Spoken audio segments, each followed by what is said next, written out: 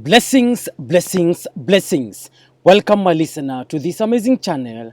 My name is Sam King. I present to you the audio version of the Bible as it is written. Kindly let us subscribe and share with our friends as we celebrate the good news of our Lord Jesus Christ. And today we will look into the book of 2 Kings, chapter number 11. And I read, When Athaliah, the mother of Ahaziah, saw that her son was dead, she proceeded to destroy the whole royal family. But Jehosheba, the daughter of King Jehoram, and sister of Ahaziah, took Joash, son of Ahaziah, and stole him away from among the royal princes, who were about to be murdered. She put him and his nurse in a bedroom to hide him from Athaliah, so he was not killed. He remained hidden with his nurse at the temple of the Lord for 6 years, while Athaliah ruled the land. In the 7th year, Jehoiada sent for the commanders of units of 100, the Karites, and the guards, and had them brought to him at the temple of the Lord. He made a covenant with them and put them under oath at the temple of the Lord. Then he showed them the king's son. He commanded them, saying, This is what you are to do, you who are in the 3 companies that are going on duty on the Sabbath. A third of you guarding the royal palace, a third at the south gate, and a third at the gate behind the guard, who take turns guarding the temple. And you who are in the other 2 companies that normally go off Sabbath duty are all to guard the temple for the king. Station yourselves around the king, each of you with weapon in hand. Anyone who approaches your ranks is to be put to death. Stay close to the king wherever he goes. The commanders of units of 100 did just as Jehoiada the priest ordered. Each one took his men, those who were going on duty on the Sabbath and those who were going off duty, and came to Jehoiada the priest.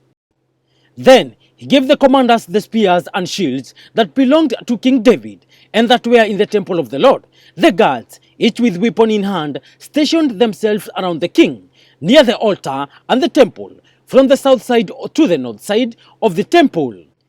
Jehoiada brought out the king's son and put the crown on him. He presented him with a copy of the covenant and proclaimed him king.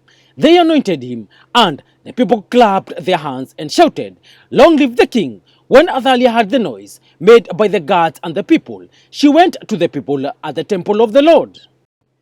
She looked, and there was the king standing by the pillar, as the custom was. The officers and the trumpeters were beside the king, and all the people of the land were rejoicing and blowing trumpets. Then Athaliah tore her robes and called out, Treason, treason!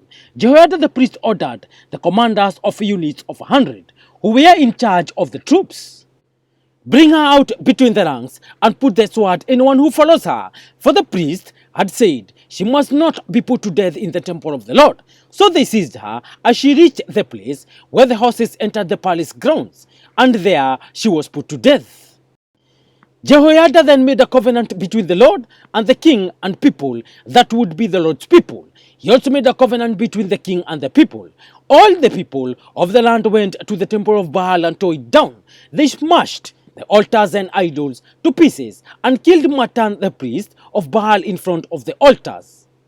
Then Jehoiada the priest posted guards at the temple of the Lord. He took with him the commanders of hundreds, the Karites, the guards, and all the people of the land, and together they brought the king down from the temple of the Lord and went into the palace, entering by way of the gate of the guards. The king then took his place on the royal throne. All the people of the land rejoiced, and the city was calm because Athaliah had been slain with a sword at the palace. Joash was 7 years old when he began to reign. Thank you, listener.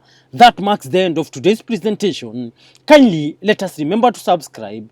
As I sign out in style. Peace.